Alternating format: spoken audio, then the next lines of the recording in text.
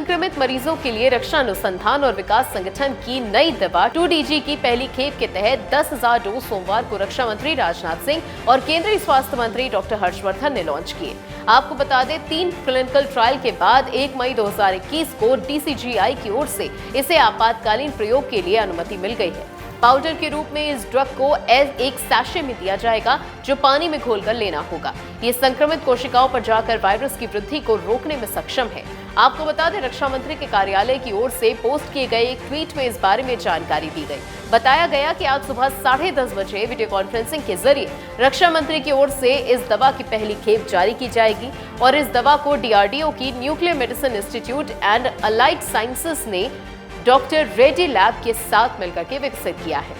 गत शुक्रवार को DRDO अधिकारी की ओर से इस बात की जानकारी दी गई थी कि अगले सप्ताह 2DG दवा की 1000 खुराक वाली पहली खेप जारी कर दी जाएगी और इसे कोविड मरीजों को दिया जाएगा। आपको बता दें, DRDO के अधिकारियों ने यह भी बताया था कि दवा निर्माता आगे इस्तेमाल के लिए उत्पादन की प्रक्रिया तेज करने पर काम कर रहे हैं और इस दवा को बनाने में डॉक्टर अनंत नारायण भट्ट समेत DRDO वैज्ञानिकों का योगदान है।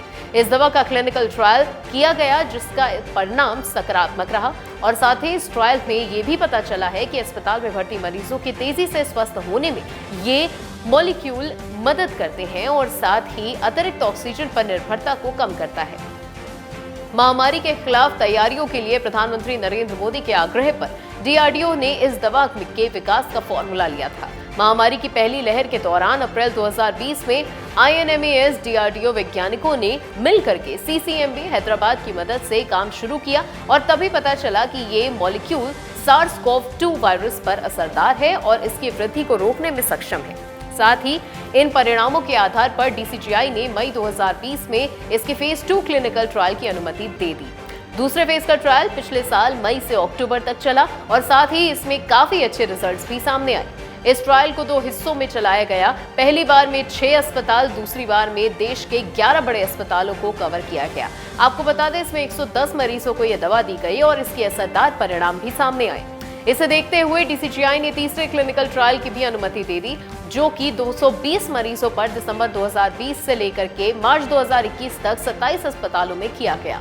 ये अस्पताल दिल्ली, उत्तर प्रदेश, पश्चिम बंगाल, गुजरात, राजस्थान, महाराष्ट्र, आंध्र प्रदेश, तेलंगाना, कर्नाटक और तमिलनाडु के हैं।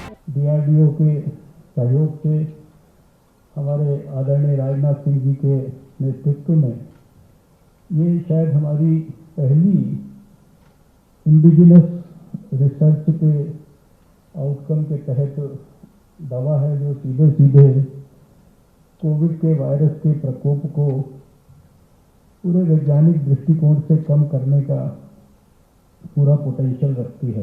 तो एक प्रकार से पॉजिटिवली जो अभी तक के रिजल्ट्स हैं, जो हमारा ठीक होने का समय है उसको कम कर पाएगी, ऑक्सीजन के ऊपर डिपेंडेंस को कम कर पाएगी।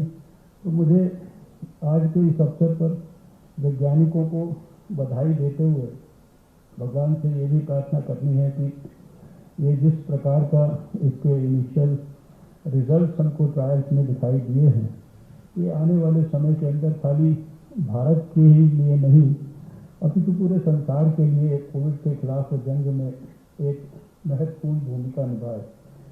इस अवसर पर मैं DRDO को और उसके सभी वैज्ञानिकों को इस बात के लिए भी धन्यवाद करना चाहता हूँ, बधाई देना चाहता हूँ।